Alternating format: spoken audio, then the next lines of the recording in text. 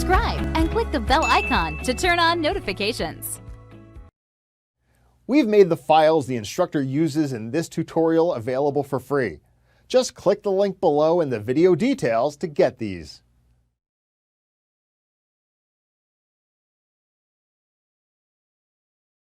Hello everyone, and welcome to our course, Alteryx Advanced. Alteryx is a self-service analytics tool which can be used as a data preparation, data cleansing, ETL, and powerful analytics tool.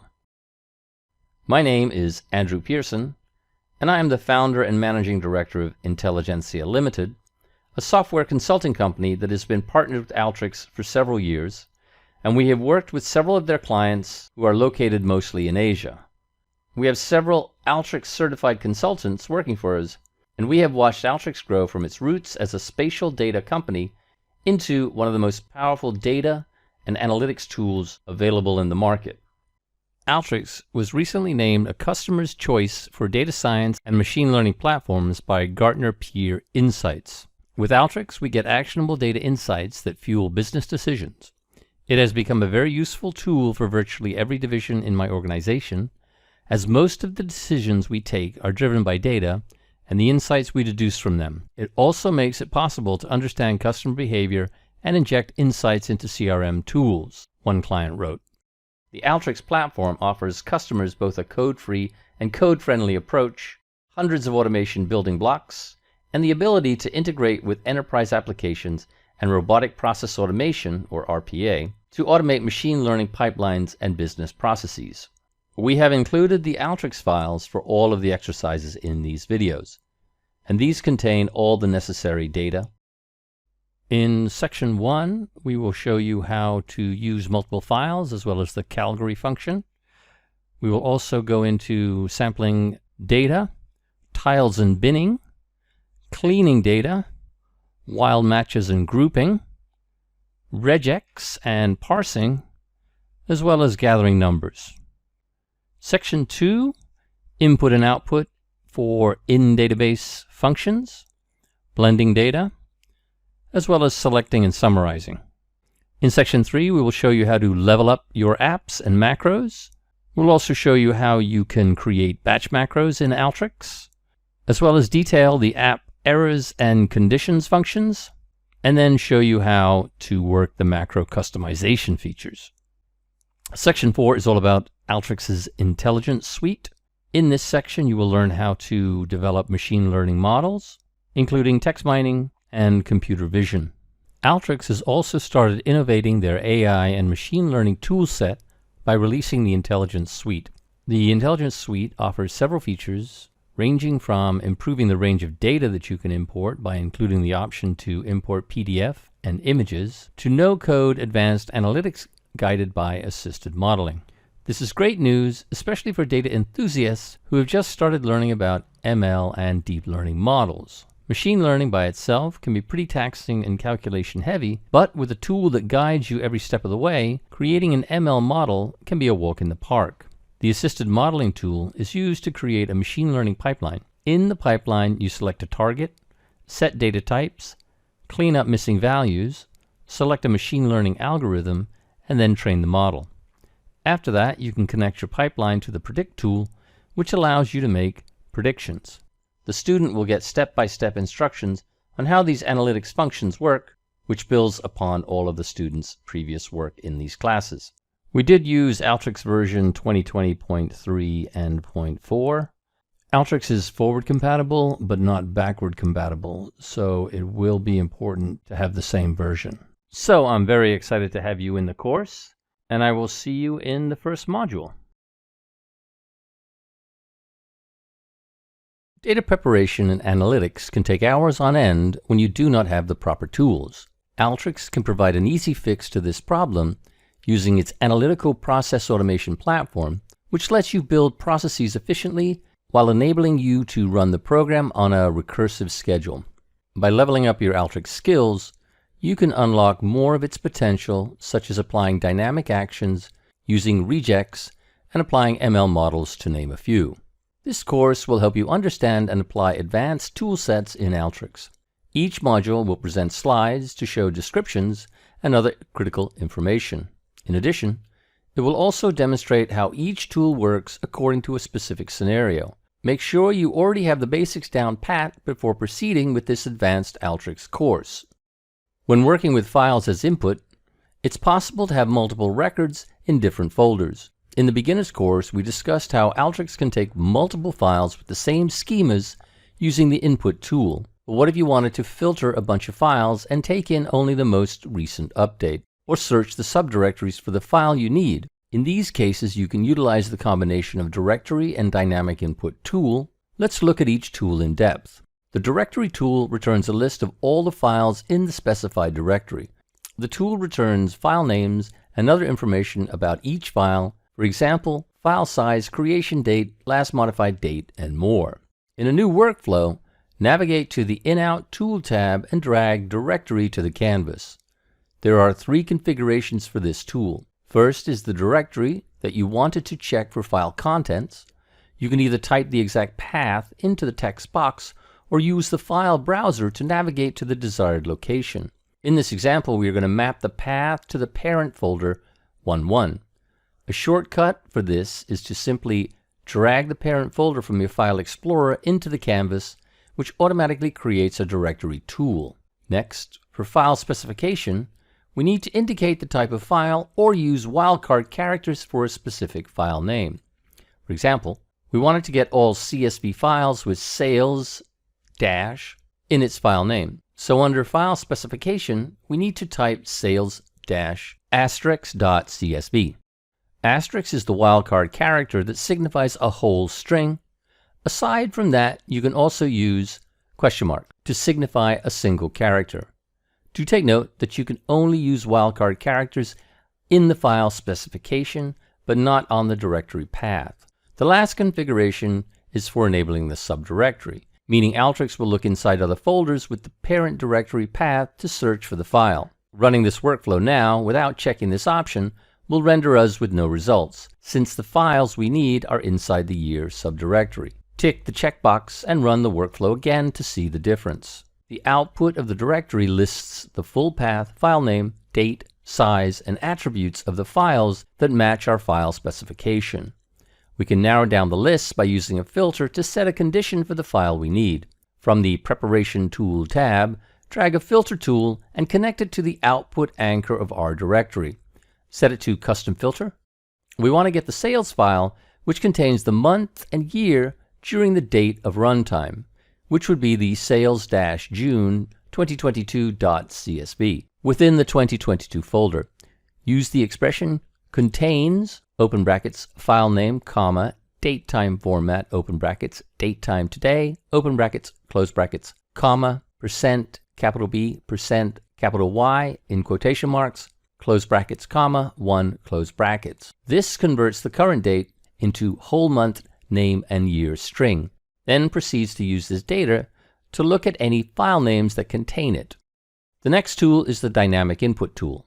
It is used to read from an input database at runtime and dynamically choose what records are read in. On our workflow, navigate to the Developer Tool tab and find Dynamic Input.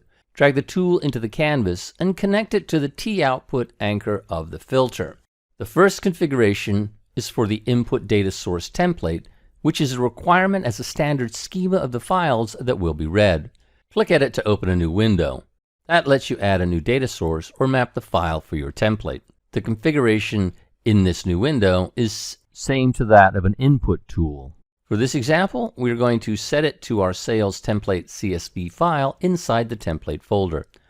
The files you are going to extract should have the same fields as that of your template. Once the template has been set, close the window to proceed with tweaking the tool. The next configuration lets you select how the input data sources will be updated during runtime. You can either read a list of data source or modify SQL query. Read a list of data source is used if you already have the list of files ready in a column, such as our current workflow, while modify SQL query is used if you wanted to minimize the records pulled from your data source using a SQL query. Select Read a List of Data Sources, since we already have the file names upon using the Directory tool. For the field, choose Full Path and set the action to change entire file path. Since we are using CSV inputs, the field full path already contains the necessary data, which is the complete file path and file name. But if you are planning to use Excel, make sure to concatenate the sheet name into the file name or full path. Run the workflow to see the results. The output contains the complete 1,000 records from our sales-June 2022.csv. According to Alteryx documentation, Calgary is a list count data retrieval engine designed to perform analyses on large-scale databases containing millions of records. In order to quickly retrieve records, Calgary uses indexing methodology, which improves the speed of data retrieval operations in a database table. Indexes can be created using one or more columns of a database table, providing the basis for both rapid random lookups and efficient access of ordered records. In order to create a Calgary database, you need to load the data into a Calgary loader. It creates a Calgary database from any type of input file. A Calgary database is limited to approximately 2 billion records contained in the input file can be indexed to maximize the Calgary database performance. Let's use a Calgary loader to create a database from this Excel Superstore file. From the Calgary Tool tab, drag Calgary Loader to the canvas and connect it to the output anchor of the Select tool. The first configuration we need to set is the root file name or the Calgary database name and its location. Click the File Browse icon and navigate to your desired output folder. All Calgary databases have the file extension .cybd. In this workflow, we're going to save this database and call it Superstore. We will save it under our 1-1 module folder.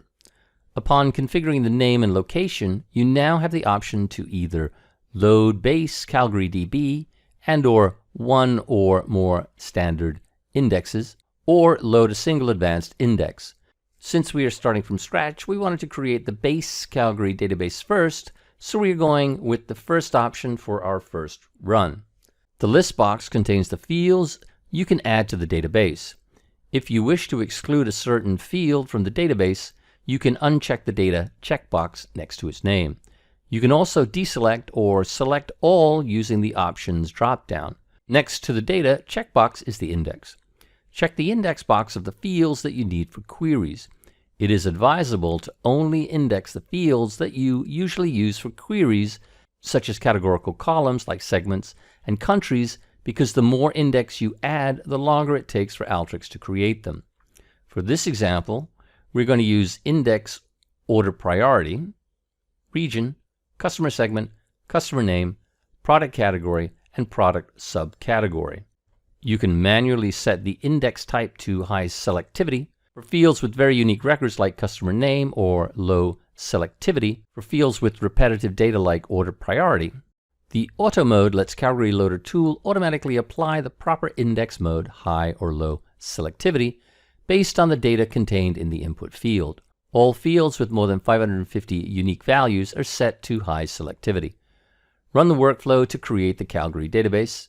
If you check the output from File Explorer, the workflow created 7 different files, 1 CYDB for the database, 5 CYIDX for each index, and a single XML file.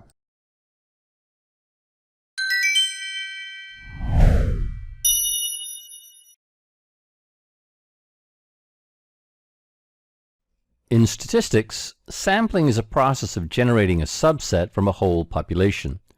Its purpose is to provide various types of statistical information of a qualitative or quantitative nature about the whole by examining a few selected units.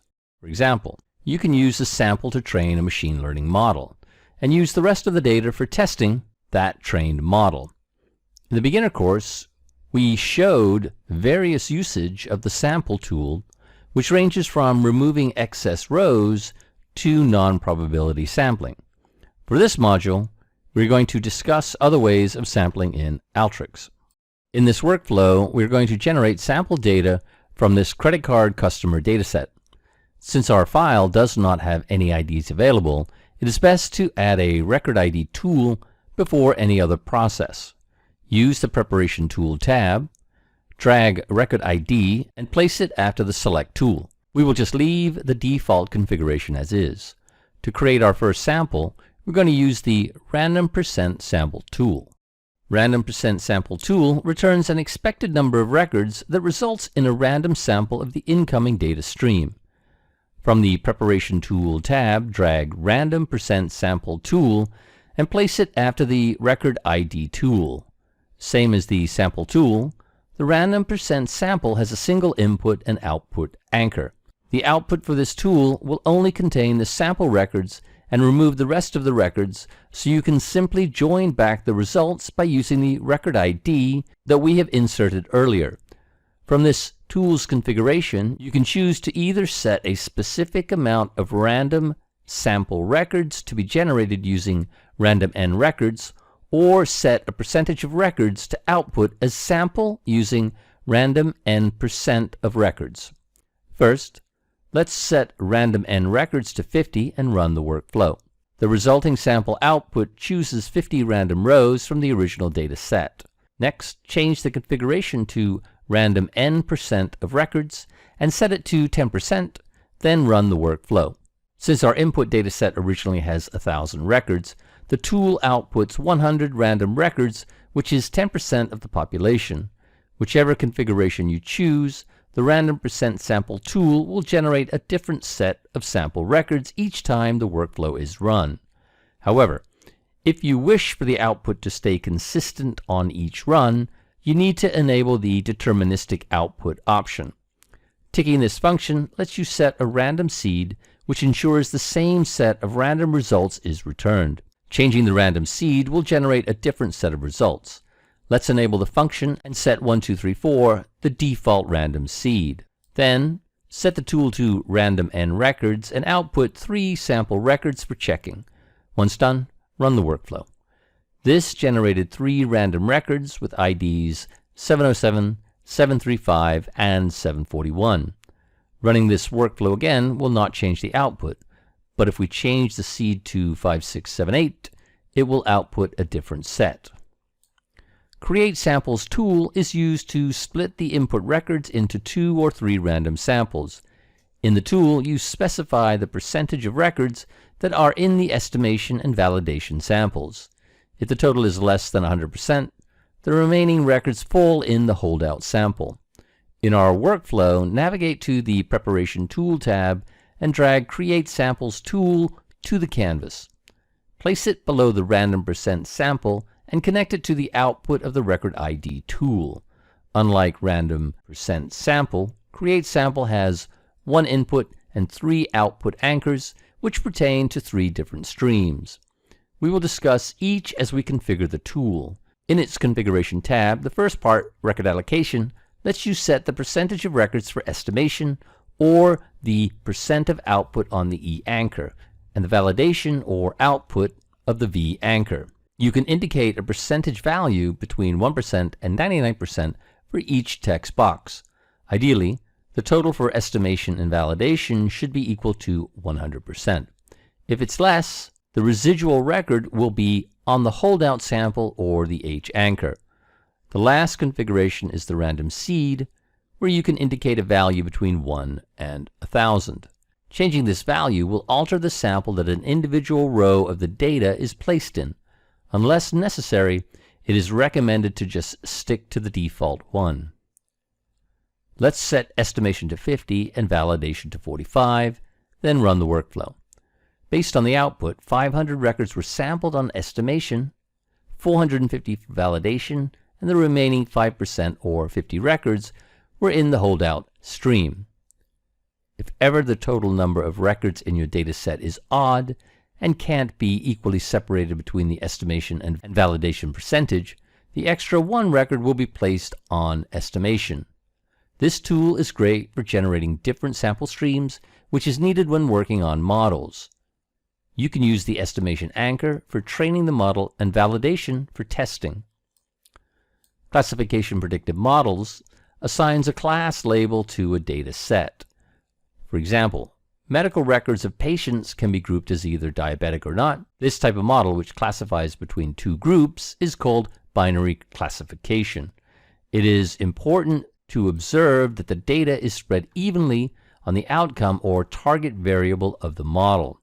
When the data used for the model has higher proportion of positive response rather than negative, or vice versa, the dataset can be considered imbalanced. Imbalanced datasets can greatly influence an algorithm, as it can result in ignoring the minority group. For example, if 89% of our patient records are healthy and only 11% are diabetic, the model can overlook the 11% and might simply tag most cases as healthy and not diabetic. Oversampling and undersampling are two of the methods used to fix this problem. Alteryx has the oversample field tool, which samples incoming data so that there is equal representation of data values to enable effective use in a predictive model. This tool undersamples the majority class or removes random records in the majority instead of oversampling the minority.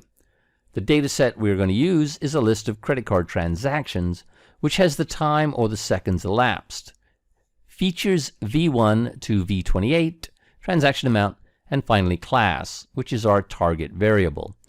As you can observe from the output of the summarized tool, class only has 492 records tagged as 1 or fraudulent, as compared to 0, which has 284,315 records. To create an even distribution of data on each class, we will apply the Oversample Field tool. For the Preparation Tool tab, drag Oversample Field tool and place it on the canvas. Connect it to the output anchor of the Select tool. To configure the tool, first we need to select the field that you want to base the oversampling on, or typically the target variable. Click the drop-down and select our target variable class.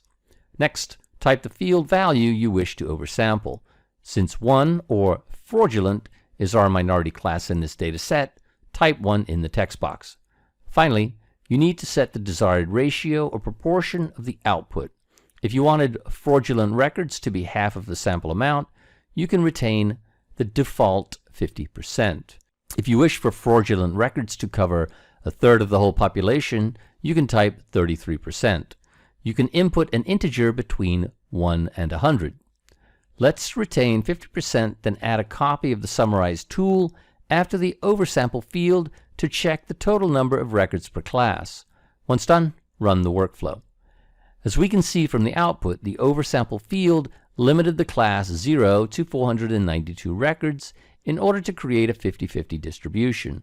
It did not create duplicates of the class 1, but instead minimized the majority class to create an equal proportion. Select Records tool returns records and ranges of records that are specified, including discontinuous ranges of records. This tool is very useful for troubleshooting and sampling. Let's use the credit card customers dataset to explain how this tool works. From the Preparation Tool tab, drag Select Records tool and place it below the Create Samples tool.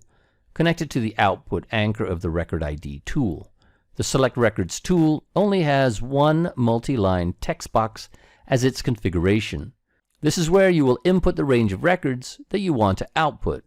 You can input a single digit, a range of numbers, or any combination of numeric ranges.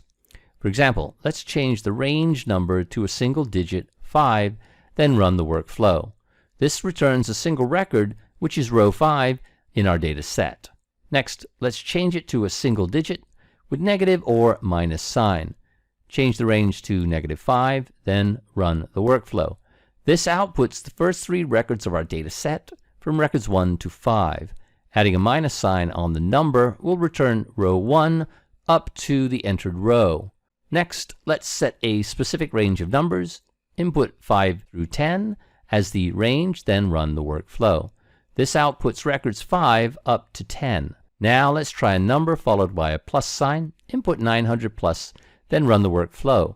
This returns the record starting from 900 up to the end of our data set, which is record 1000. You can also create a combination of different records and ranges by adding a new line. For example, if we wanted to get the first 100 records, records 300 to 400, and all the records after 800, type in -100, next line 300 to 400, and the next line 800 plus. This returns the selected records of each line and combines them into one output anchor with a total of 402 records. During data investigation and preparation, there are instances when we need to group rows of data. For example, it helps build a frequency distribution table which lets you analyze large datasets and determine the largest or smallest group of values in your source. Another use for grouping is to batch records based on a certain field value, such as sales. You can also utilize groups to separate products that generate low, average, or high sales. Alteryx offers multiple ways of grouping data using the tile tool and the multi-field binning tool. The tile tool groups data into sets or tiles based on value ranges on a field. The tool does this based on the user specifying one of 5 methods. For this workflow, we're going to demonstrate some of the use cases of the tile tool. First, we're going to use the tile tool to create a header ID for this sales data source, which has all of its records in a single column. The data should be separated into 4 different fields, but we can simply feed it to a crosstab tool since it needs at least 2 columns, one for the header and another for the value. In order to structure it properly, we will use the tile tool to create a numeric header ID for each 4 records and a record ID to create a distinction for each data row. From the Preparation Tool tab, drag the Tile tool and connect it to the input anchor. In configuring the tool, the initial step is choosing an appropriate tile method. The Tile tool has 5 different range patterns: equal sum, equal records, smart tile, unique value, and manual. Each method has its own set of configurations. Since we have exactly 4 repeating lines of records in the data set, we will use the method equal records. Equal records are used when the input records are divided into the specified number of tiles so that each tile is assigned the same number of records. The next setting is to indicate the number of tiles. The resulting tiles will be the record ID for our data set upon applying crosstab. So the first 4 records should be tile 1 or record 1, and the next 4 should be tile 2 or record 2, etc. To get the number of tiles needed for this data set, we simply need to divide the current total number of records by the number of intended columns, which would be 33,596 divided by 4. Type 8399 as the number of tiles. Equal records also has the option to disable split on a certain column, sort data, and group data. These settings are optional, and we don't need to use them since we are working on a single column. Run the workflow to view the results. The Tile tool appended 2 fields to the original data: tile number, which is the assigned tile of the record, and tile sequence num for the record position within the tile. We will use the tile number as the record ID and the tile sequence num as the header ID. Drag a crosstab tool from the Transform Tool tab and place it after the Tile tool. Configure the crosstab to group by tile_num, then set the column headers to tile_sequence num and set the values for new columns as data. Finally, choose first as the method for aggregation. Run the workflow to check the output. The crosstab's result has 5 different columns, tile num, and 4 columns that we can rename appropriately using a select tool. From the Preparation Tool tab, drag Select Tool and place it after the cross tab. Name tile_num as record ID, 1 into region, 2 as product category, 3 as product subcategory, and 4 as sales. Change the data type to sales from v_string to a double. Next, we are going to group the records into 3 using the sales field. Records with 500 sales or less will be marked as low, 501 to 2000 will be marked as average, and 2001 and above will be marked as high. We can create tiles or groups that have a specific range using the manual method of the Tile tool. The manual method lets the user specify the cutoffs for the files by typing a value on a new line for each range. Insert a new Tile tool into the canvas and connect it after the Select tool. Set the tile method to manual, then choose sales as the numeric column or the field to tile by. As the name suggests, the field must be numeric for it to show on the drop-down. Next, we need to indicate the tile cutoff. You only need to indicate each tile's upper limit on a new line. Since we need 3 groups, we only need to input 2 cutoff points, 501 and 2001. The first tile will have 500 sales and below. Second tile will contain 501 to 2000, and the third tile will have 2001 and above. Run the workflow to see the results. The tile underscore num column contains the group number of either 1, 2, or 3. Let's add a formula tool to make the sales group distinguishable. From the Preparation Tool tab, drag Formula and place it after the second tile tool. Create a new column called Sales Group and set its data type to v_w string size 255. Then input the following expression. Switch, open brackets, open square brackets, tile underscore num, close square brackets, comma, null, open brackets, close brackets, comma, space 1, comma, low in double quotations, comma, space 2, average in double quotations, comma, space 3, comma, high in double quotations, close brackets. This switch function tags the group name based on the number assigned in tile underscore num. Run the workflow to check the output. Now we have the sales group for each record. Do note that the output for manual mode is not sorted, so you should add a sort tool if needed.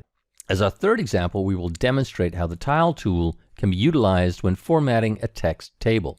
We want to create a text table that has the region, product category, product subcategory, and sales with a conditional format that sets an alternating background color based on the region to create distinction between regions. The first region will have a white background, the second will be gray, the third will be white, and so on.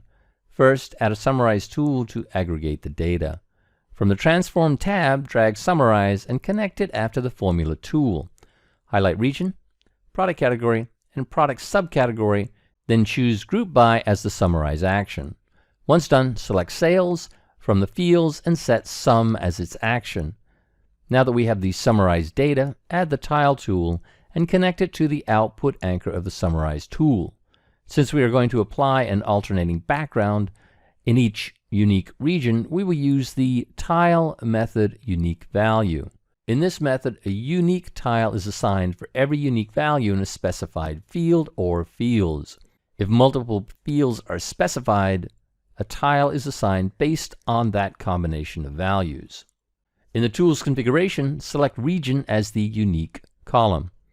We already have the data sorted by region and product category and subcategory since we use the Summarize tool, so let's enable the option to leave unsorted. If unchecked, the table will be automatically sorted by the field or fields you specified for the tile tool. Run the workflow to check the output. Now we have a unique tile underscore num for each region. Next, navigate to the Reporting Tool tab and insert a table tool after the tile tool.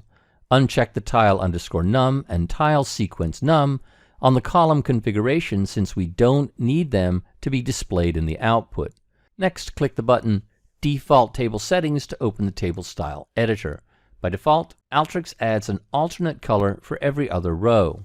Since we wanted to alternate it by region, set the alternate color to white in order to make the table background all white. Next, set the header style to bold and click OK to close the Style Editor window. To set the alternating background color, click the button Create Row Rule, set the rule name as Even Region Color, then choose to apply it using a formula. In the formula text box, type mod, open brackets, open square brackets, tile underscore num, close square brackets, comma, space 2, close brackets, space, equals, space 0. This formula checks if the tile number of the record is even. If yes, it will apply the formatting, but if not, it will follow the table's default. Then click the background color checkbox and choose the silver color. Once the table configuration is all done, add a Browse tool to view the report, then run the workflow. Now we have a table with alternating colors per region. The multi-field binning tool groups multiple numeric fields into tiles or bins. This tool is built primarily for the predictive toolset and only accepts numeric fields for binning, unlike the tile tool. On our workflow, navigate to the Preparation Tool tab and drag Multi-Field Binning Tool into the canvas. Connect it to the Output Anchor or the Summarize tool. In the tool's configuration, the first option is to select the fields to be used for binning. In this case, we only have sum_sales as the sole numeric field. Tick its checkbox to set it for grouping. Next, the tool presents us with two options on how the records will be binned. Set equal records if you want to divide the data into a specific number of bins with equal number of rows for each bin. This binning process is solely based on the record's position. Equal intervals will find the minimum and maximum values of the selected fields, and the range is split into equal-sized subranges. Records are assigned to bins based on these ranges. For this example, choose the method equal records and set the number of tiles to 4. Run the workflow after finishing the configuration. As we can observe in the output, the tool appended a single column to the dataset called sum_sales_tile_num. This assigned our data into 4 bins, where each individual bin has 17 rows. Cleaning is a necessary step wherein the data is transformed in order to get meaningful results. Uncleansed quantitative fields may contain nulls that can significantly affect the outcome of predictive models and analysis. To add to that, some algorithms do not support datasets with missing values. Null or missing rows can be due to corrupt data, failure to load information, or incomplete extraction. To handle this problem, we can utilize the imputation tool in Alteryx. The imputation tool replaces null or specified value of one or more numeric data fields with another specified value or a derived value. A common use of the imputation tool is replacing null values in numeric fields. For our first example, we are going to input the null values of this iris dataset with a specified value of 0. As we can observe from the results, Windows data, quality bar, the columns sepal length, sepal width, petal length, and petal width have yellow bars, which indicates that some of their records contain null values. To replace them, navigate to the Preparation Tool tab and drag the Imputation tool to the canvas. In configuring the tool, first we need to indicate which fields to input. Only numeric fields will be listed, so you need to convert them beforehand. Since all 4 columns need imputation, we will leave this selection as is. The next option lets you set the incoming value to replace. You can either choose null or type a specific value that you want to be changed. We will set this to null to input the missing values. Next, you need to set the value that will replace the original. The imputation tool lets you choose from 4 choices: average, median, mode, or user-specific value. Choose user-specific value, then type 0 in the text box. The last 2 configurations are optional. Enabling Include Inputted Value Indicator field adds a new field for each inputted column that specifies whether or not a value has been inputted. The next option, Output Inputted Values as a separate field, retains the original field and creates a new field with the inputted value. We will leave the 2 unchecked, then run the workflow. The results from the output anchor of the imputation tool now have a full green quality bar for all columns since the nulls were replaced with zeros. Next, let's try to replace nulls using a derived value. Drag a second imputation tool to the canvas and place it below the first one. Connect it to the output anchor of the select tool. For the imputation options, we are still going to use all 4 numerical fields, and the incoming value to replace will still be null. To replace null values, choose average, then enable output inputted values as a separate field so we can check which rows were added. Once done, run the workflow. From the output, a new field with suffix inputted value is appended. Let's check how the nulls were inputted. For sepal length, all of the null values were replaced with the average value of 5.925. The average was the total sum of all sepal length divided by the count of records that are null, which is 142.2, divided by 24 non-null records. Next, let's try the median derived value. Change the configuration to replace the value to median, then run the workflow. On this output, Alteryx calculated the inputted value by separating the higher half from the lower half, or simply put, the middle value. For sepal length, its middle value was 6.05. Finally, change the replace value to mode, then run the workflow. As we can see from the results, sepal length null values were replaced with 6.3, which is the mode, or the value that appears most often. Each derived value differs from each column, so the sepal width has its own mode. Using the derived values has its own pros and cons. It is a better approach when the data size is small, and it can also prevent data loss from removal of the rows or columns. On the downside, using either average, median, or mode can add variance and bias to the data. Autofill tool reads through all of the records of an input and sets the field type to the smallest possible size relative to the data contained within the column. In addition, the tool correctly assigns a numeric field to a string data type where any record starts with 0 and not a number.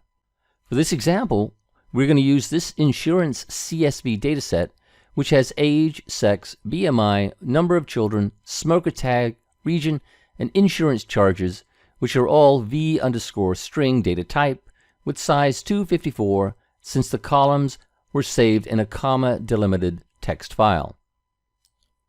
To correct the data types and reduce the size needed for each field, we will apply the Autofill tool into the workflow. From the Preparation Tool tab, drag Autofill and place it into the canvas. Connect it to the output anchor of the Select tool. The Autofill tool has a single configuration option. You only need to specify the fields that will be auto-configured. You can also use the All button to select all fields and Clear to uncheck all. We will retain the default selection where all columns are checked. One important note about this tool is that its resulting auto-configured data type and size is not automatically recognized downstream unless you run the workflow first. So, if you place a select tool after it, it will still read the original data types from the CSV. However, if you run the workflow, new data types will be assigned. As we can see from the output, age and children were converted to byte since they have smaller integer values, while BMI and charges were changed into double since they have decimal places and are composed of larger numbers. Sex, smoker, and region return to strings with smaller sizes. The Autofill tool optimizes workflows by reducing resource consumption, which in turn improves the performance. But before placing this tool into a workflow, you will still need to consider where to appropriately use it and think of how it may affect the rest of the tools downstream. The Generate Rows tool is used to create new rows of data at the record level. It follows a process to generate rows of data. That process consists of an initial expression applied to record 1, then a loop expression is applied, such as an increment, that builds subsequent rows based on a condition, true or false, that ultimately build rows until the condition is false, at which time it terminates the loop.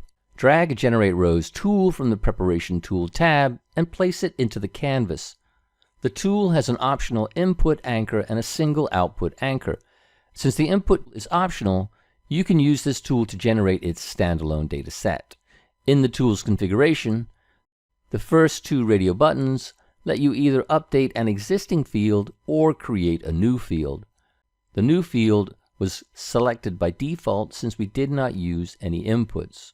We will also leave the default configuration as is, then discuss how it affects the output. Below it is the initialization expression, where you can input a value or an expression to start the creation of rows. Since 1 was indicated as the default initialization expression, the first record for the new field row count will be 1. After the initialization would be the condition expression. This should contain an expression that will be answered by either true or false. Additional fields will be generated and will only stop once the condition returns false. The default condition is set to row count space less than equals space 10, which means new row count will be generated until it reaches the value 10 and it will stop there. It will not create the row count value 11. After the condition expression is the loop expression, which is usually the increment value. In this default setting, every row count record is incremented by 1. Run the workflow to show the standalone dataset that the tool produced.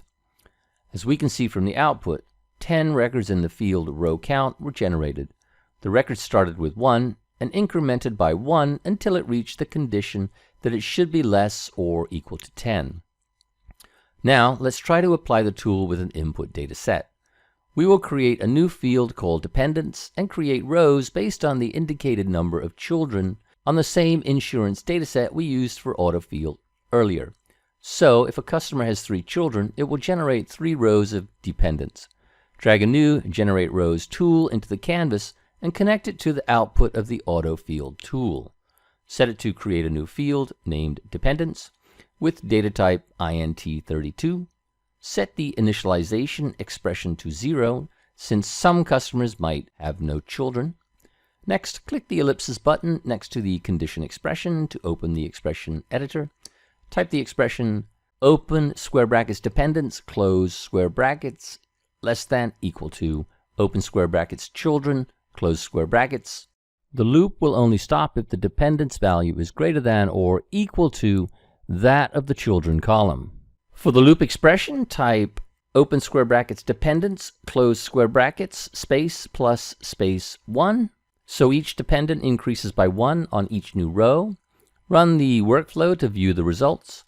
Our first customer only has 1 record since it does not have any children, but the second record, male 18, has generate a single duplicate of its row since it has 1 child, thus having 1 dependent. You can also observe the incrementation of the dependents field. Male 28 has 3 children, so it generated 3 additional records aside from its original row. The dependents also started from the value 0 and stopped when it reached 3.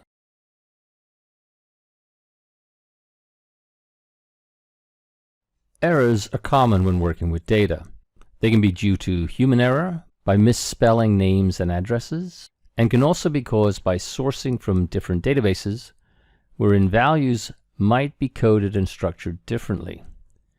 Having such discrepancies makes it problematic when it comes to matching records and connecting the trail of data from one table to another. You might easily find the name Oasis Inc. on your customer table, but can't join it to your transaction table because it has the incorporated suffix that is not abbreviated.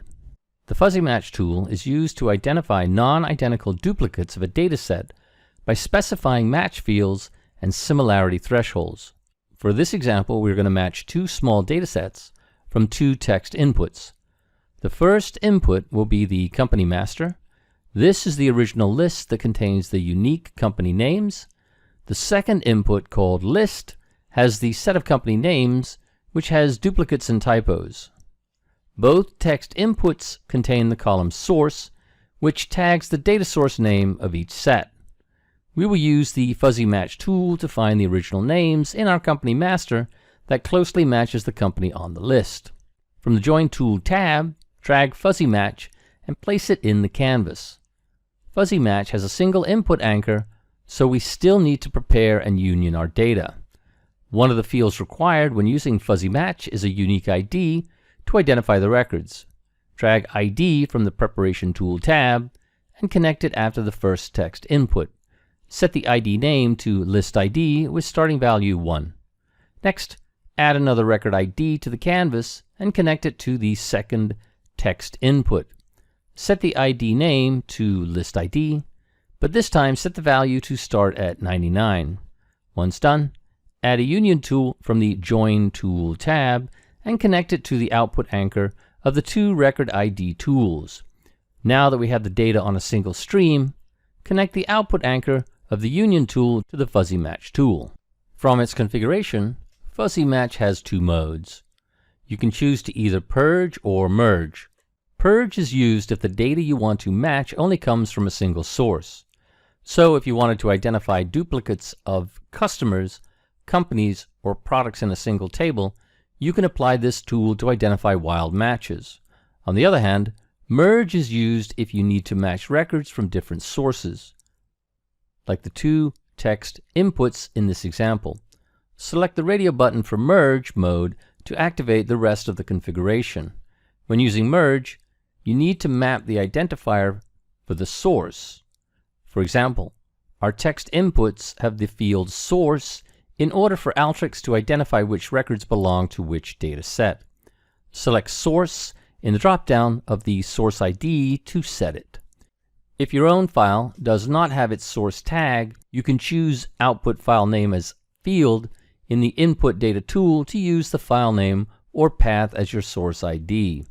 If you are not using a file as input, simply use the formula tool to create a tag for the source ID. Back to the fuzzy match. Next, we need to map the record ID field. From the drop-down, select the list ID that we created for the record ID tool earlier. Below this option is the match threshold, which lets you set a percentage for cutoff. A higher percentage means the match will be stricter. This will depend on the match score of each paired record. The match score takes into consideration each specification within the configuration properties of the fuzzy match tool. Each field, the match style, the match weight, and the resulting field match score is considered in calculating the score, which is then against the specified match threshold. Set the threshold to 70%. After the threshold is the match fields, where you can set the field name to match on, as well as its match style. In the field name, set company name, then select the match style, company name. There are also a bunch of predefined match styles available, such as address, name, and zip. You can also choose the style custom to set your own match rules. Custom can be configured by pressing edit. Preprocess sets the cleaning procedures that will be done before the generate key and fuzzy match function. Generate keys is the method by which a potential match is identified. Alteryx reads through the match fields and assigns keys based on the components of the field. A potential match is found if the keys generated are equal for two records. Finally, match function is a more granular process by which a match is identified and a score is applied. This is different from the keys process, which must match exactly. Match function lets you choose from a combination of Levenstein distance and gyro distance when looking for a match. Since we are using the predefined company name match style, the configuration is set to double metaphone for generation of keys and gyro distance on the match function by word. Aside from the matching configuration, Fuzzy Match tool has other advanced options to tweak which fields can be included in the output. Output match score presents the match score for each record by appending an additional field. Output generated keys shows the key assigned from each match and appends it as a new field. Output unmatched records shows the other records that either had no matches or had a match but did not reach the match threshold. Don't compare records already in a group. Will not match a record that has already been matched to a different row. This reduces processing efforts and time. Generate keys only from the function's name itself. It will only output the generated key and no matching will take place. Check the output match score and output generated keys, then run the workflow. As we can observe from the output, 5 fields were generated: list ID for the ID from company master, list ID 2 for the ID from the list, match score, and match score underscore company name for the scores, and match key for the unique generated key on each match. Since the output does not show the company name, we can just join it back to the original data stream. From the Join Tool tab, drag Join Tool into the canvas. Connect the left anchor to the output of the fuzzy match, then connect the Record ID tool output of the company master to the right anchor of the join tool. Set it to join by specific fields using the column list ID for both left and right. You can also uncheck the list ID of the right data stream to prevent duplicate columns on the output. Next, we need to join the ID to get company names from our list data set. Grab another join tool and place it after the first one. Connect the J output anchor of the first join to the left input anchor of the second join tool. Next, connect its right anchor to the output of the record ID tool of the list data stream. For its join field, set list ID 2 on the left and list ID on the right. Finally, uncheck the following to exclude them from the output: source field from both left and right data stream, and list ID from the right. Once all configurations are complete, run the workflow. As we can see from the output, the company MyDo was matched to 3 records. The first one has a match score of 93%, since it was all in uppercase and only has 1 extra letter. The other 2 matches were 86% and 89% respectively because they have the limited acronym as suffix. You can easily check which records are matched since we've joined them back to get the company name. If you wanted to create a group for each match, for example, create a group for records 1 up to 3, you can utilize the Make Group tool. Make Group tool is used to take data relationships and assemble the data into groups based on those relationships. For example, if A is matched to B and B is matched to C, the group members for the first group will be A, B, and C. Other members that do not relate in any way to the group will not be included. Drag a Make Group tool from the Join palette and connect it to the J anchor of the second Join tool. This tool has 2 simple configurations. You only need to map the ID fields for each key. In this workflow, set list ID as the first key and list ID 2 as the second key. Once done, run the workflow. From the output, Group 1 contains these members 199, 100, and 101. If you go back to the output anchor of the second join, we can see that those IDs pertain to the matches for the company MyDo. You can utilize this tool to create clusters and group connected fields in your data set.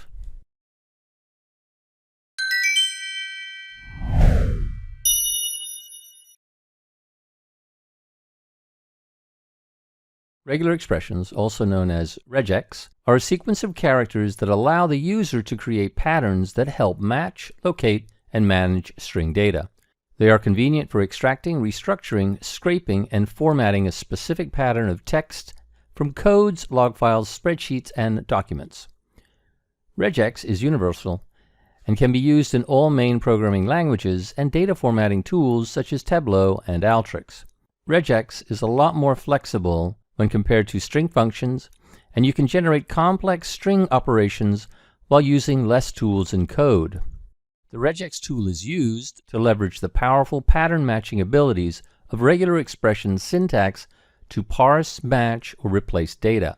For our demonstration, we're going to use RegEx to clean this CSV dataset, which has 3 columns: ID, street underscore address, and email underscore IP. Drag a RegEx tool from the Parse Tool tab and connect it to our input data. Configuration for the RegEx tool is separated into 3 parts. First is the field or column that will be parsed. Second is the regular expression pattern. And third is the output where you need to specify the method used for parsing. There are 4 parsing methods in the tool: replace to swap the text with a second expression, tokenize to slip the incoming data using the regular expression pattern, parse to separate the expression into columns, and match to check if the pattern is found in the string. For the first example, let's remove the numeric digits in the street underscore address field and retain the address strings such as Calypso Avenue. First, set the column to parse into the field street underscore address. Next, we need to set the regular expression. Input the following: open brackets, backslash, D plus close brackets, backslash S, open brackets, open square brackets, A minus Z, close square brackets, plus, close brackets, backslash S, open brackets, open square brackets, a minus z, close square brackets, plus, close brackets, backslash s, open brackets, backslash d, curly brackets 3, curly brackets, close brackets, minus, open brackets, backslash d, curly brackets 2, curly brackets close, open close brackets, minus, open brackets, backslash d, curly brackets 4, close curly brackets, close brackets. On this regular expression, we have created a marked group for each section of the string by putting the pattern inside parentheses. The first set of parentheses will be the first marked group, and so on. The first group contains backslash d plus, which means one or more digits. Each parentheses group was separated by backslash s or space in between. The second and third group has the qualifier, open square brackets, a minus z, close square brackets, which signifies one or more letter from A to Z, and the quantifier plus that indicates there is more than one letter that follows it. This follows the string pattern of our text, wherein the street number precedes the name of the place that is usually 2 to 3 words. For the last part of regex, backslash d, open curly brackets, 3, close curly brackets, indicates that there are exactly 3 digits followed by a dash symbol. Then backslash d, open curly brackets 2, close curly brackets for another 2 digits, another dash again to separate the digits, and lastly, backslash d, open curly brackets 4, close curly brackets, signifies that there are exactly 4 digits at the end of the string. For those new to regex, you can use the plus button to access common regular expressions that you may need when creating your expression. Back to our configuration, we will set the output method to replace, then add the replacement text. Since we used marked groups, we will type in $2 space $3, meaning the second and third marked group or the address words will be the replacement. We will leave the copy unmatched text to output unchecked since we wanted to see which rows were empty or unmatched. Run the workflow once done. As we can see from the output, ID 1 has the replacement Calypso Avenue. Comparing it to the original string, the street number 0 was removed, along with the contact number in the suffix. Next, we want to tokenize the same street address data. This method is similar to the text to columns tool, except instead of matching and removing what you do not want, you match for what you want. Add another regex tool to the workflow and connect it to our input data. Set the column to parse to the field email_IP. Next, set the regular expression. Type in open square brackets to the power /s, close square brackets plus. This pattern looks for groups of consecutive characters, regardless if numeric or not, and excluding space in the string. Since we are using tokenize, this means that we are using the space as delimiter. The brackets, open square brackets, enclose a list of possible characters to match. To the power caret means to exclude a specific symbol or character, and /s means space. So to the power /s indicates that we will exclude space. Next, set the output method to tokenize. Once selected, we can now choose how to split our field. We can either split to columns or split to rows. For this example, we will split to columns, then set the number of columns. Since we only have 2 sets of information for this field, email and IP address, set the number of columns to 2. You also have the option to set the behavior if the data match exceeds the number of columns. You can choose from drop extra with warning, drop extra without warning, or error to stop processing the workflow. Let's set this to drop extra without warning. Finally, set the root name for the output split columns. We will retain the default email_IP for this example. Once done, run the workflow. As we can see from the output, the regex tool split the string into email_IP1 and email_IP2. Email_IP1 contains the email address, while email_IP2 contains the IP address. Next, we're going to parse using the regex tool. For this third example, we are going to parse the telephone number from the street_address string. Drag a third regex tool to the canvas and connect it to our output data. In this configuration, set the column to parse to street_address. After that, proceed to typing the regular expression. Type, open brackets, /d, open curly brackets 3, close curly brackets, minus /D, open curly brackets 2, close curly brackets, minus /D, open curly brackets 4, close curly brackets, close brackets.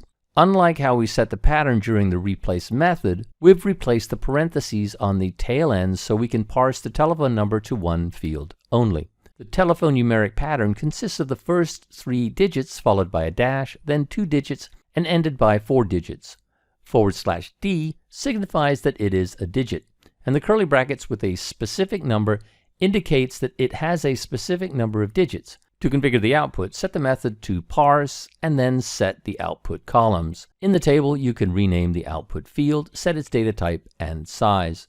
Let's set the names to telephone, retain the default data type v_string, and minimize the size to 11. Once the configuration is complete, run the workflow. As we can see from the output, the new field telephone was appended. Its value was extracted from the street address string.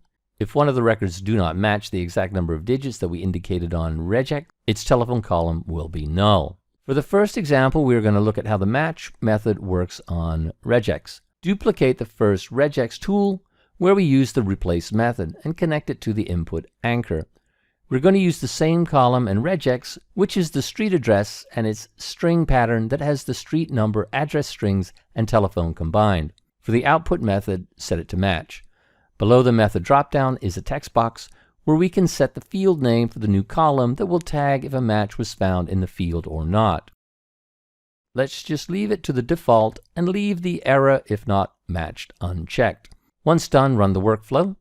The resulting output are mostly tagged as true, meaning the RegEx pattern matched the string. But there are still a few records that are tagged false, such as record ID 10 and 11, because it has 3 address strings in its text.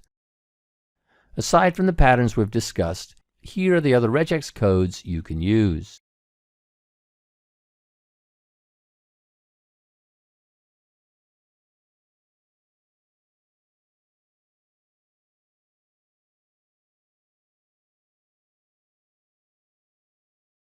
The transform toolset of Alteryx summarizes and rearranges data to prepare data for reporting and analysis. One of the ways it summarizes data is by applying an aggregation method to fields, which accumulates the data from record level to the grand total level. One of the transform tools that maximizes this functionality is the weighted average tool. Weighted average tool is used to calculate the weighted average of an incoming data field. A weighted average is similar to a common average, but instead of all records contributing equally to the average, the idea of weight means some records contribute more than others. This takes into account the relative importance or frequency of some factors in a data set. In calculating a weighted average, each number in the data set is multiplied by a predetermined weight before the final calculation is made. The input we are going to use is this supermarket sales dataset, which contains sales transactions within the year 2019. We are going to find the weighted average by each branch and product line using quantity as the weight and gross income as value.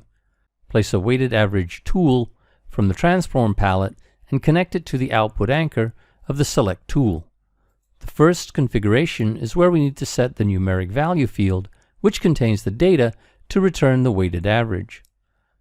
Let's set this to gross income. Next, set the numeric weight field. As mentioned earlier, the weight column is needed to be present in the dataset to show the relative importance of each record. If only one weight is assigned for the whole dataset, its return value will be the same to that of the common average. We will map the weight to quantity. Next is the output field name. By default, it is set to weighted average. We will just keep the default as is. Finally, this setting is optional, but you can tick the checkbox for the fields you want to group on. The weighted average will be calculated for each group. Not specifying a grouping field will result in a single weighted average value for the whole data set. We will tick branch and product line to group the calculation according to these fields. Once configurations are all done, run the workflow. The output contains 18 records grouped by branch and product line. The weighted average field is also appended. Food and beverage of branch C has the greatest average value of 23.038, while health and beauty of branch A has the least with 15.167. Running total is the cumulative sum of a value as it grows over time. It is quite common in everyday use. When buying groceries, cash registers show you a running total of the goods that have been scanned. Once all products have been accounted for, it also shows you the total amount that you need to pay. Another example would be game scoreboards. Every time you get a point, it is added to the total score you've accumulated. This method is also possible in Alteryx using the running total tool. The running total tool is used to calculate a cumulative sum on a numeric field per record in a data stream. Let's create a running total on our supermarket sales data set using the gross income field. From the Transform Tool tab, drag the running total tool into the canvas, place it below the weighted average tool, and connect it to the output of the select tool. The first configuration of this tool is optional. It lets you set a field to group by, meaning the running total will reset once it reaches a different group. For this example, we are going to count the gross income by branch. Tick the branch checkbox to set it as a grouping field. Next, we need to select the numeric fields that we want to create a running total on. You choose one or more field, and its output will have the prefix run tot underscore to show that it is the running total of the specific field. Check gross income, then run the workflow. At the end of our output records is the run total underscore gross income, which was generated by the tool. As we can observe, the first record is equal to the first gross income, which is 23.288, but has increased to 43.94 on the second row since the second gross income of 20.652 was added to it. This cumulative sum proceeds to the rest of the dataset and only resets when we reach record 341, which was under a different branch, thus in a different grouping. Count Records tool returns a simple count of the number of records that pass through the tool. You can use this tool when you want to report on the resulting record count of a process. It even returns a count of 0, which is something that the Summarize tool doesn't do. Place a Count Records tool from the Transform palette to the end of the workflow. Connect it to the output anchor of the Running Total tool. The Count Records tool does not require any configurations, so you simply need to run the workflow to show its output. The tool outputs a single row under the column named Count. It shows that our running total data stream has 1,000 records in it. The Summarize tool also has its own count function, but it will not give you any output if there are no records in the data stream. Unlike the Summarize tool, the Count Records tool will still generate the output value of count equals 0 if your workflow has no records, which can be essential in avoiding errors and in monitoring your scheduled workflows. Arrange tool lets you manually transpose and rearrange your data fields for presentation purposes. Data is transformed so that each record is turned into multiple records, and columns can be created by using field description data. We will use the Arrange tool to arrange this text input that contains the sequence and location of a bus route in London. Each record has the sequence number, stop name, latitude 1 and longitude 1 for the coordinates of the route's origin, and latitude 2 and longitude 2 for the coordinates of the destination. What we want to have as output is a single column for the latitude and a single column for longitude, with an additional column that dictates whether the coordinate was an origin or a destination of the bus stop. First, drag an Arrange tool into the canvas and connect it to the text input. The first configuration of the tool, which are the key fields, works similar to that of the Transpose tool, meaning every field that you select will be preserved in the output. If you merge multiple fields and create additional rows in the Arrange tool, the key fields will be duplicated for each new row. We wanted to retain the sequence and stop name in your output, so we are going to check these two fields. The next configuration is where we can create and manipulate the output fields. You must first create an output column before you can create an additional row. The order you select fields in the Output Fields window in each field is the order they will be transposed in for each row. Add a column by clicking the column drop-down and selecting Add. This opens a new window where you can type a column name, set its values, and set up a description column. The first column we are going to create is for the latitude. Type in the column name latitude, then check latitude 1 and latitude 2 for its fields to set it as the values. The description column will be the new field that will contain the tag for our origin and destination routes. Name the description header as route. This also gives identification to the new columns that we've created. We will leave the other description options to the default so we can modify the tags later on. Hit OK to close the window and reflect the new column we created into the configuration box. Next, we need to add another new column for the longitude. Click column drop down again and select Add. Type the header name longitude and check longitude 1 and longitude 2 for its values. Since we already added a description column using the latitude column that we created, the route field is already mapped here. Hit OK to finish this column. Now that we have the two columns we need, we can add the tags for our route or description field. For the first line, which has latitude 1 and longitude 1, type in origin under the route column. Once done, type destination in the second line. This completes the configuration for our arrange tool. Run the workflow to check the output. As we can see from the output, we have retained the key fields, sequence and stop name, and have additional 3 new columns, route, latitude, and longitude. Before the arrange tool, we have a unique sequence and stop name for each row, but since we moved the origin coordinates and destination coordinates to a single column, the key fields were duplicated.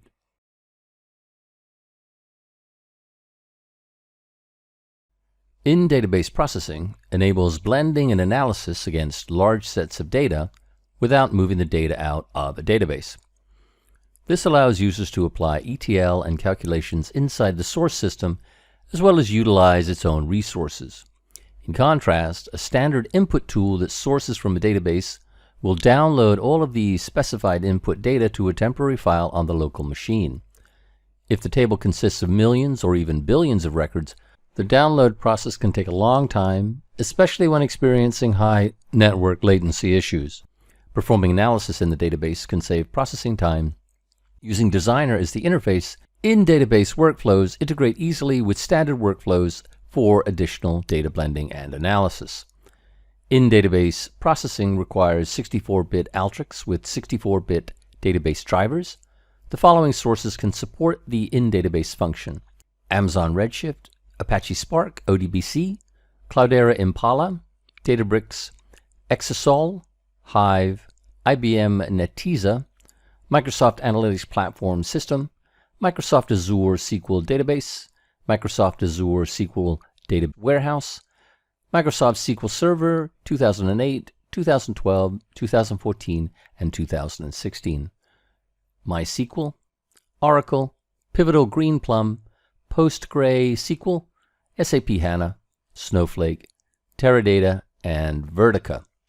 The in-database tools in Designer allows users to visually build their SQL query, which is processed in the database. These tools also use the SQL syntax for creating filters and formulas and does not work with Alteryx-specific functions. The first step in creating an in-database process is to manage its connections. This is possible by using the ConnectInDB tool. ConnectInDB is used to create an in-database connection in a workflow. This tool is used to either connect to a new or existing connection. From the in-database palette, drag ConnectIn-DB and place it into the workflow. To create a connection, click the drop-down under Connection Name and select Manage Connections. If you already have a saved connection, you can use the other option to open file location. In the new window for managing in-DB connections, the first configuration is set to the data source. The list of data sources available in the drop-down are the same as the list shown previously. If your data source is not on the list, you can attempt to create a connection using the generic ODBC option. This does not guarantee a successful connection to unsupported sources, but if your data source is similar to Microsoft SQL Server, it has a better chance of success. For this connection, we are going to connect to our local MySQL database, so we will choose MySQL on the list. Next is the connection type. There are 3 possible selections. For this local designer workflow, only 2 options are available. User, for creating a connection that only you can use. File, which saves a database connection as .indbc file, so it can be packaged with a workflow. The last option, System, is only visible if you have Alteryx Designer as an administrator. System creates a connection that can be shared. We are only going to use the workflow for a local connection, so we are going to choose User as its connection type. Next is to set the connection. We do not have an existing connection in -db, so click the button New to enable the rest of the configuration. Under connection name, type MySQL space in -db. After naming the connection, set the password encryption. There are 4 options. Hide will hide the password with minimal encryption. This is the best option to use if you are going to schedule this workflow to run on any machine. Encrypt for machine will make it possible for any user on this computer to fully use the workflow. Encrypt for user will let the logged in user use the workflow on any computer. And finally, allow decryption of password decrypts the password and passes it in the metadata. This option is only used in conjunction with in-db predictive tools. Select Encrypt for Machine and proceed to the Read tab. The driver is automatically set to MySQL ODBC since we previously set the data source. Next is to set the connection string. Click the drop-down and select New Database Connection. We've already set up a MySQL data source called MySQL-INDB, which connects to the Sakila schema by default, but you can also create your own by clicking ODBC Admin and clicking Add to create a new source.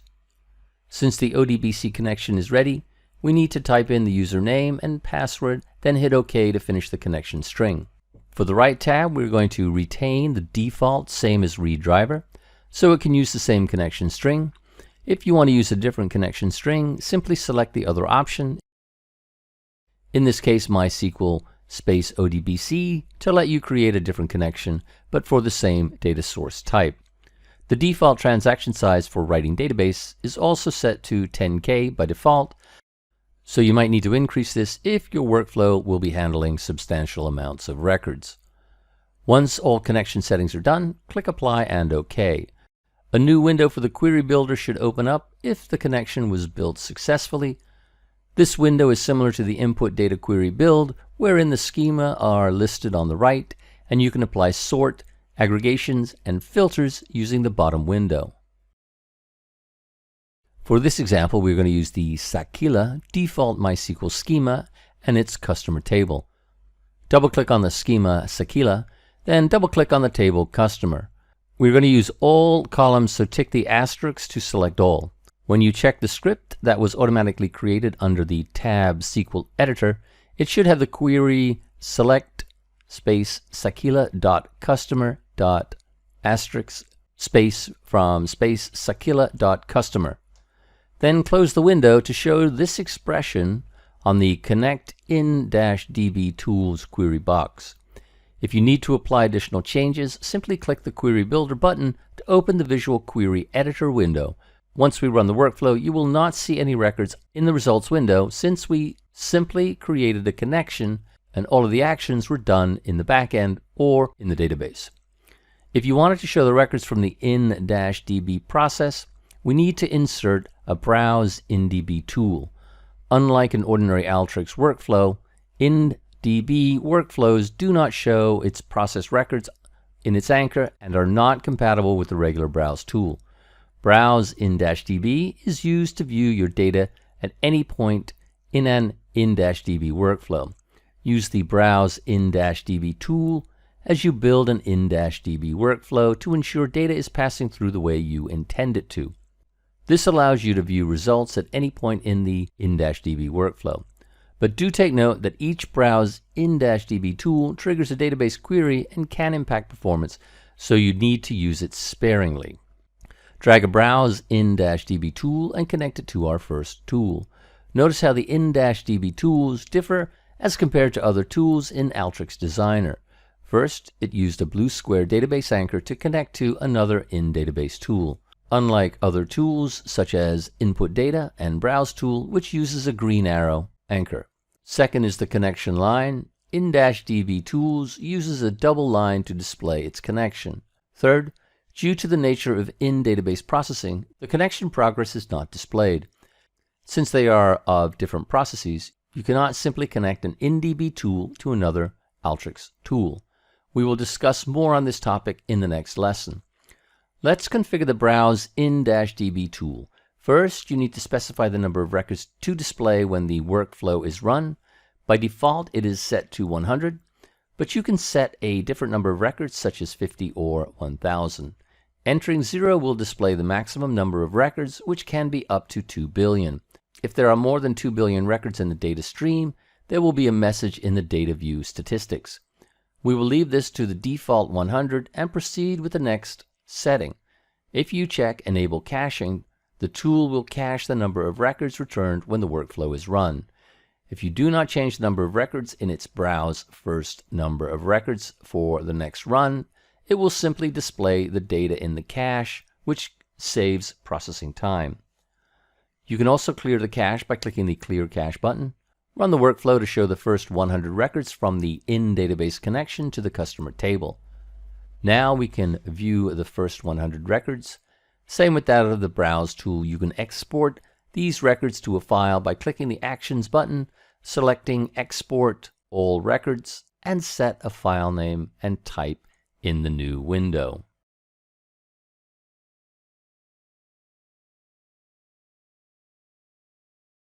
Data blending is the process of pulling data from multiple sources and combining them in order to create an actionable analytic data set.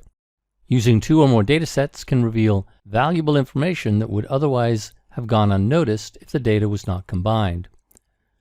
On a regular Alteryx workflow, join and union tools are used to bring data together, but we can't employ them for in-database workflows. For this lesson, we're going to discuss the join and union tools counterpart in database, as well as the tools needed to bring in data outside the database. Join in DB tool is used to combine two in-database data streams based on common fields via an outer or inner join. Use this tool to blend two database tables. We will use the join in DB tool to join this customer table and the payment table to get all rental transactions with their customer information. The two source tables are already in place using Connect in DB, so we will only need to add the join tool to connect them. From the In Database Tool tab, drag the Join DB tool and place it into the canvas. Connect the customer table to its left anchor, then connect the payment table to its right anchor. Compared to the Join tool, which has 3 output anchors, the Join in DB tool only has a single output. Thus, its output will only show the matched data that was generated from the desired join type. To configure the tool, first, we need to set the join fields from both the left and the right sources. From the left data source, choose the field customer_ID as the join field. Since our second data source has the same field name, Alteryx automatically selected it as the join field for the right. You can also add other join fields by indicating the new fields in another row. Do take note that this tool restricts which field types can be joined together. The selected join fields should have the same data type. String fields can only be joined to other strings, and numeric fields can only be joined to other numeric fields. Mismatching data types will result in error messages once the workflow is run. In addition, double and float data types are not recommended as join fields due to rounding errors. The customer_ID we've assigned is set as an integer for both tables, so we are in the clear. The second configuration for the join in DB tool is the join type. A Venn diagram is also displayed to help users understand how each join works. Let's choose inner join as our first example. According to the diagram, this join will only output the overlapping data. Unmatched records will not be included in the output. Before running the workflow, let's insert a Browse InDB tool and connect it to the output anchor of the Join InDB tool. Set the browse first number to 0 so we can check all joined records. Once done, run the workflow. As we can see from the result, 16,049 were matched using the customer ID. The combined data contains all of the fields from both left and right input, wherein the duplicate fields were renamed with an R_ prefix. Next, edit the Join InDB configuration and try the left outer join. Its Venn diagram shows that aside from the overlap, the left circle is also filled in. This means that the left outer join will show all of the records from the left input, including the records that have matched with the right. Run the workflow to see the output. The left outer join produced 16,072 records. 16,049 of them were from the matched records, and the remaining 23 records were not matched from the left input. You can check which records were unmatched from the left customer table by looking at the rows that have null values in the fields that come from the right input, such as payment_ID and staff_ID. Next, change the join type to right outer join. As we can see from the diagram, it covers the whole right circle, which indicates that this type of join contains all of the records from the right input, including the matched records. Run the workflow to view the results. From the output, we can see that the first 16 records have null values in the fields that came from the left input, such as the first and last name of the customer, but the right side columns have data. Basically, these records are unmatched and are only available on the right payment input. The final join type is called full outer join. This will output all of the records from both left and right input, regardless if they matched or not. Having an in-database workflow does not mean that you can't bring in data from spreadsheets, APIs, and other forms of non-database sources. Data Stream In tool can help you with that. Data Stream In is used to bring data from Alteryx Designer into the InDB workflow.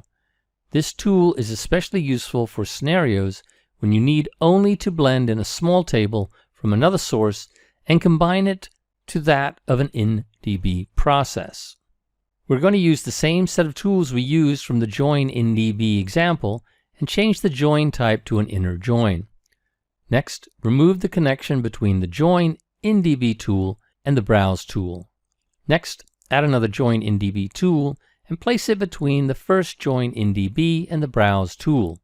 Once done, connect the left anchor of the Join InDB to the output of the first join.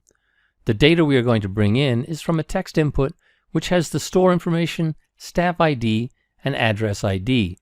Its data types were already corrected in the Select tool, so we can now insert a data stream in the tool to be able to join its data to our InDB process. Drag a Data Stream In tool from the In-Database palette and place it into the canvas.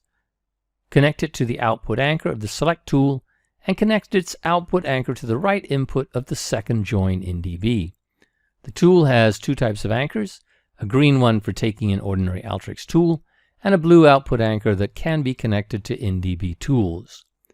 The Data Stream In tool has three configurations. First, we need to set the connection name. Same as the Connect InDB tool, you can set it to existing connection that is already set up, use a saved database connection file, or create a new one. We will set this to connect using the MySQL InDB connection that we've created in the previous lesson. Next is to set the creation mode. In order to bring in external data to an InDB process, the data stream in the tool saves the data to the database so we can process it on the back end. The creation mode configuration lets you select the appropriate option for writing the data. Create temporary table writes a temporary table that is available until the end of the session. This option is useful for building InDB predictive macros because it holds the metadata in place temporarily. Since it is temporary, this disables the table name configuration, and a unique temporary table name is generated on each run. Create New Table option creates a brand new table in the database. It will not overwrite an existing table. This also enables the last configuration for table name to let you customize the table that will be created upon running to the workflow. Lastly, overwrite table, open brackets drop, close brackets, completely drops the existing table and creates a new one. We will set this to create a temporary table. Once the configuration is complete, set the configuration of the second join in DB tool. For the join field, choose store_ID and set inner join as the join type. Finally, run the workflow. In the far right column, we now have the store information combined with our rental transaction data set. Union in DB is used to combine two or more in DB data streams with similar data structures based on field names or field positions. In the output, each column contains the data from each input. Let's union our customer table to the e-commerce customer. Drag a new Connect in DB tool to the workflow and place it above the customer input. Set it to connect to the existing MySQL in DB connection. Once the Visual Query Builder window has opened, select the Sakila scheme and double-click on e-commerce-customer table. Select all of the columns in the table and hit OK once done. Then drag a Union in DB tool and connect it to the input. Delete the connection of the customer input to the join tool and connect the customer input to the Union in DB tool as its second source. Then connect the output anchor of the Union tool to the left anchor of the join in DB. The Union in DB tool only has two configurations. First is to choose the preferred configuration mode. You can either auto-config by name to align the union by field name, or auto-config by position to align fields by their field order in the stream. We will set this to auto-config by name since the e-commerce table has the same field names. Next is to configure when fields are different. This process handles non-conforming data fields. You can choose to either error stop processing to throw an error and end the schema, output all fields to show all and have null values populate empty fields, or output common subsets of fields to only show fields that each input has in common. We will choose output common subset of fields, then run the workflow. By adding a union, we were able to expand the list of customers that we can join our payment table into.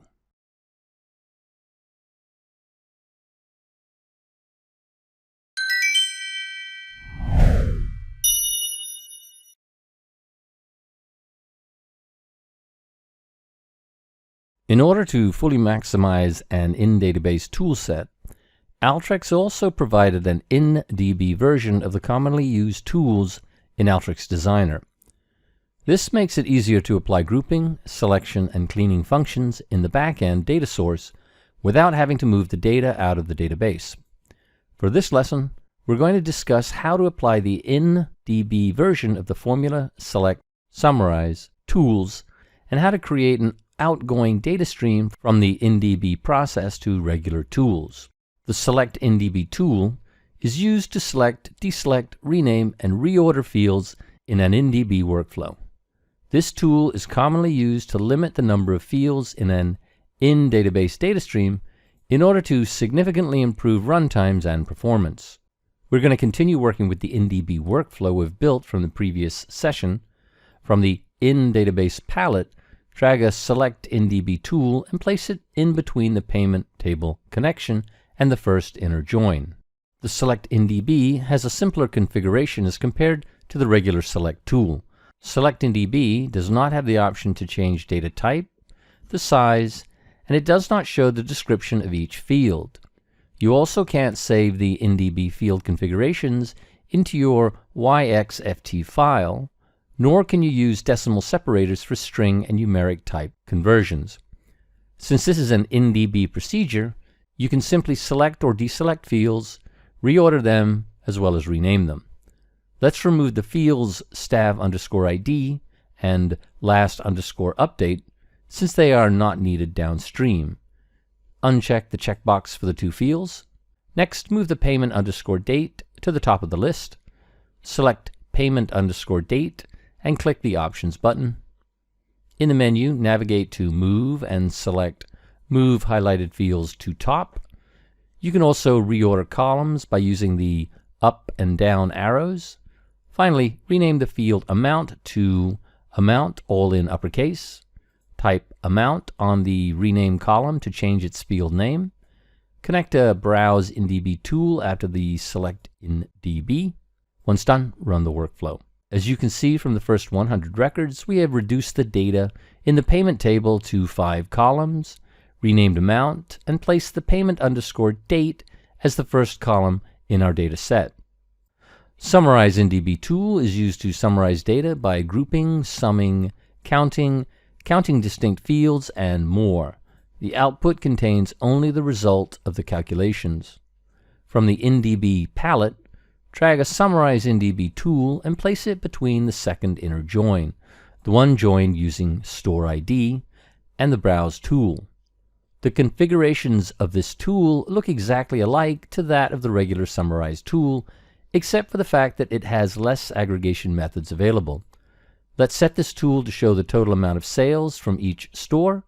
Select the field Store underscore Name and set the Group By as Action. Then select Amount and set the action to Numeric is greater than Sum. This takes the total value of amount for each individual Store underscore Name. Rename the output value of Sum underscore Amount to Total underscore Sales in the lowercase by typing the new name in the output field name column. After completing the configuration, run the workflow to show the results in the Browse in DB tool. The output displayed is summarized by each store, where in Fresh Mart, Texas has $37,001.52 in sales, while Fresh Mart, New Mexico has $30,414.99. As another example, let's look at the most recent date of transaction for each customer. Remove the two actions in the Summarize in DB tool by selecting both rows and pressing the minus button. Then select Customer underscore ID and set the aggregation method to Group By. Next, select Payment underscore Date and choose the aggregation method Max. Once all the actions are complete, run the workflow. The output contains 599 since we grouped it by customer ID. The max underscore payment underscore date, on the other hand, contains the latest date or their most recent transaction. Aside from the aggregation method of Group By and Sum, a few other aggregation methods can be selected using the Add button. Same as the Summarize tool, these summary functions will differ based on the data types of the fields selected.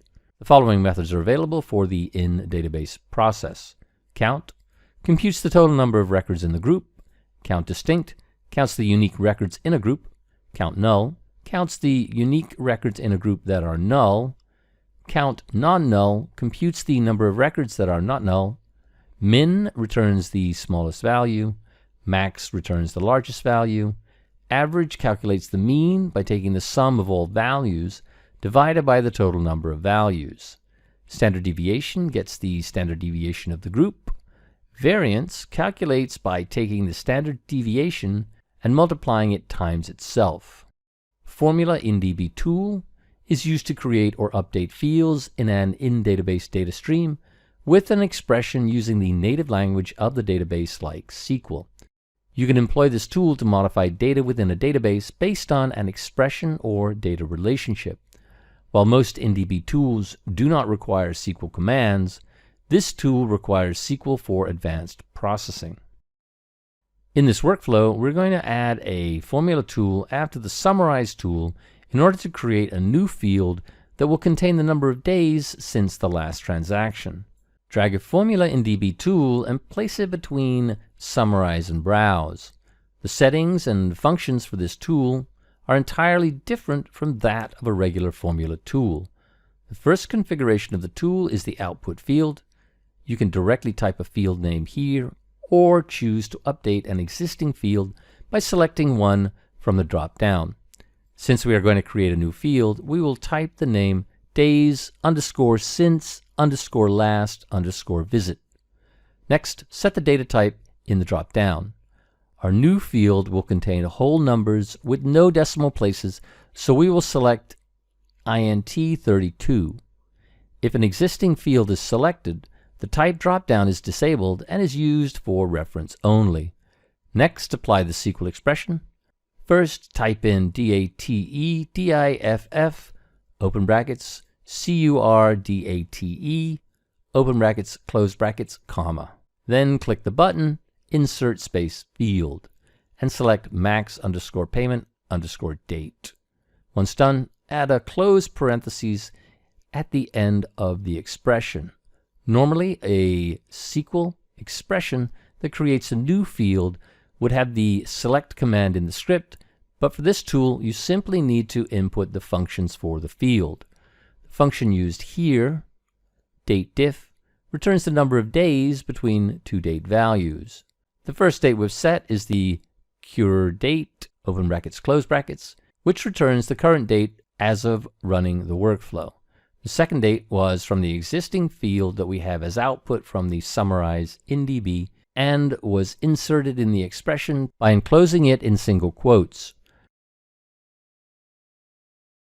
The results in the browse in DB displays the new column. You can also add more columns by adding a new row in the list. The tool runs this list from top to bottom. You can use the arrow keys to adjust the order. There is also a nifty function for checking in the bottom of the configuration. Validate expression here at runtime provides information about errors contained in the expression. When checked, a query is sent to the database and any errors are reported in the messages display for the tool. When unchecked, the query is not sent until the in-database workflow is complete and any errors are reported in the messages display in any downstream tools. But what if you need to apply reporting tools after the formula in DB? We can't directly apply regular tools without using a bridge between the local designer and the back-end process in database. In this case, we can apply the DataStreamOut tool. DataStreamOut is used to stream data from an in-DB workflow out to designer. Drag a DataStream out and connect it to the formula in DB.